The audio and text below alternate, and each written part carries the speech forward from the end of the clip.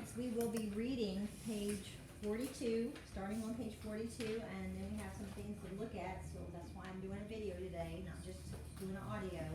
Let's look at the terms to remember on page 42, and let's read them together, please. Polarity, having two opposite sides or poles that work differently. So, see how the word poles is in the word polarity? That's where it comes from. Attract, to pull together. Repel, to push apart. And then magnetic, pulled by a magnet. Alright, more forces. This one is magnetism. God created a substance called magnetite with a magnetic force.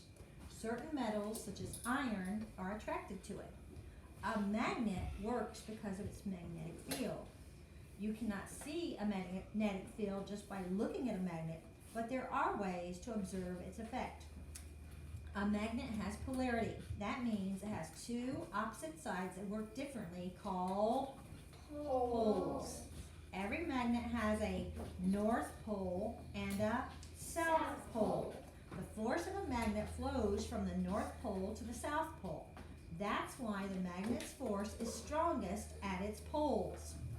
If you have ever played with two magnets, you may have noticed that they can both push and pull. This is because opposite poles pull together or attract, but like poles push away or repel. A magnet cannot attract the opposite side of another magnet. Do you remember what metal can also be attracted by a magnet? What did they say? Already in the reading, they said what metal is easily attracted to a magnet. What was it? I think it was iron. Iron, yes. Somebody's listening. Thank you, Elise. Things that can be pulled by a magnet are called magnetic. So that means iron would be magnetic. Alright, we're going to skip that because we are going to do something but not exactly that. And look below there. It says, if electric energy and the force of a magnet can be combined, an even more powerful magnet called an electromagnet can be made. So, did God make electromagnets? No. Those are man-made. They have electro, which sounds like electricity running through them to make them very strong. You can see that in that crane. That crane has a large magnet. It is an electromagnet. Therefore, if they were to turn off the electricity, it would make the things that was being picked up by that magnet do what? Fall. Yes, drop. Alright, so they turn it on, fill it with electricity, and it becomes an electromagnet picking up metal objects. As soon as they turn it off, the things will drop. So that way they can move them from one place to another, easily picking up metal objects, moving them over here, dropping them. Okay, by turning it off. Yes?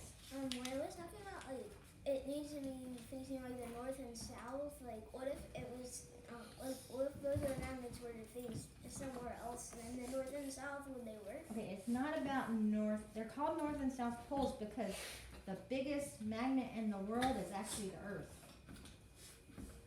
The Earth has its own magnetic field. So that's where the north and south poles come from, but it's really not about north and south. So don't think about, even though they're called north and south poles, don't think of directions. Okay? Alright, let's read this next section on page 44. That's where everybody should be. You should turn the page to 44. Alright, God designed and created an orderly universe. He gave it energy sources and laws of nature so that forces could work the way they do. He created everything you can see as well as the things you can't, such as the force of magnetism and gravity. Isn't it good to know that such a wise and powerful God is taking care of us? Read the verse with me. For by him were all things created. Colossians 1:16. Alright, so it says to circle. We're not going to circle because we don't write in our books. But in your mind, think of all the objects that are magnetic. So, is a magnet magnetic?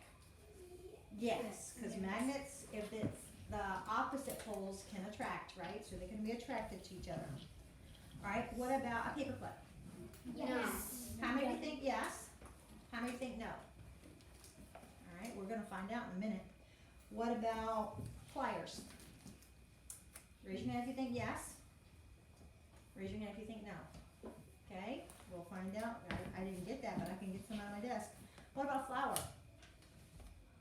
think yes, a flower would be attracted to a magnet. I mean, don't be silly. If you're just being raising your hand to be silly, do not do that. All right. What about a nail? Yes? No. Anybody ever know? What about a balloon? Anybody yes? Anybody know? What about horseshoe? Raise your hand for yes. Raise your hand for no. And I don't know if that's a wooden block or foam block, but if it was a wooden block, would it be attracted to a magnet? Raise your hand for yes. Yes. Raise your hand for no. Okay, if it was a foam block, would it be attracted to a magnet? Could you pick it up with a magnet? Raise your hand for yes. Raise your hand for no. All right.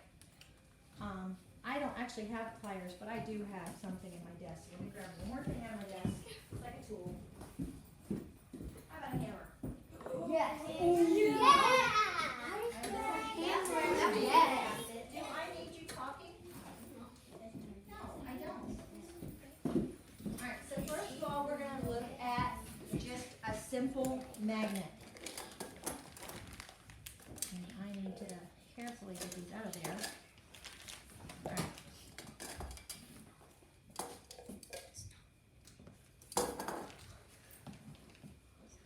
Alright, so here I have my magnets, and when I put them together, they went together very easily, right? But I'm going to turn this one over, and I'm trying to make them go together. Why won't they go together? Yes? Because both of them are the same way and they don't like being the same way, they like being opposite. Yes, these are the opposites attract, so this would be the opposite poles, the north and south poles. These are not labeled north and south, but I know that one of them is north and one of them is south because they attract. But as soon as I turn it over and try to put them together, they will not go together because they are like poles. That means it's either both north or they're both south. Okay? So this magnet is actually labeled north and south. I don't know who decided which one was north and which one was south, but if I were to put the side that says in on this, it doesn't want to go. But if I put this side, no, it didn't say when I let go of it. The south side, so that means, yes, yeah. All right, that means this side, if this really Alright,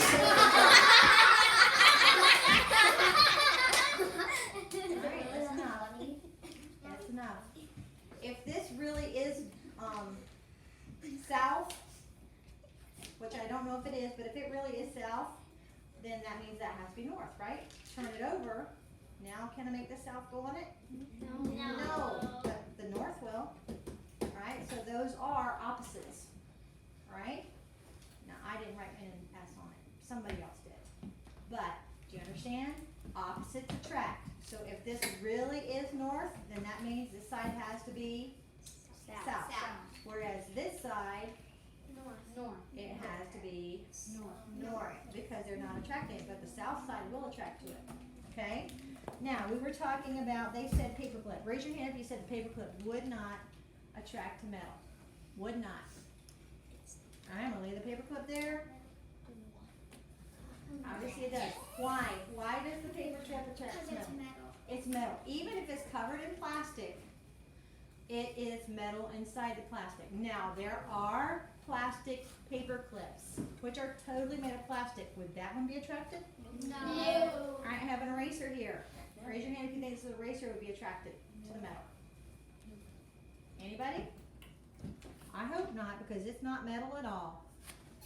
So it's not going to be attracted. So it does not attract to the magnet. Alright? Then I have this plastic. This would be like what you would make a plastic paper clip out of. I've had a plastic paper clip before. They break pretty easily. But this plastic, would it be attracted to the magnet? Is it magnetic? No. Definitely not. String is not. The plastic's not. Nothing. Alright, then I have this pencil. So let's talk about the wood part. Would the wood part be attracted to the magnet? No. But we have this metal right here. How many of you think that the magnet would be attracted to that metal end of the pencil? Let's see. No. The weight. No, it is not the weight.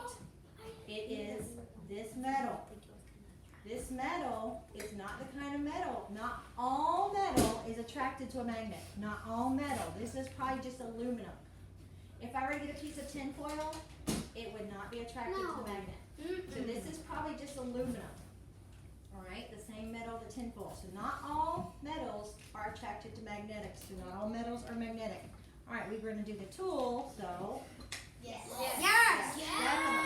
Definitely. It actually wants to pick it up. Let go. Okay, it's not keeping it, but it does want to pick it up because the hammer's just so heavy. But definitely. And then my little bucket here. What do you think? No. Alright, so yes, my little bucket would. So this is definitely not aluminum. This is probably tin. Okay, like a tin can.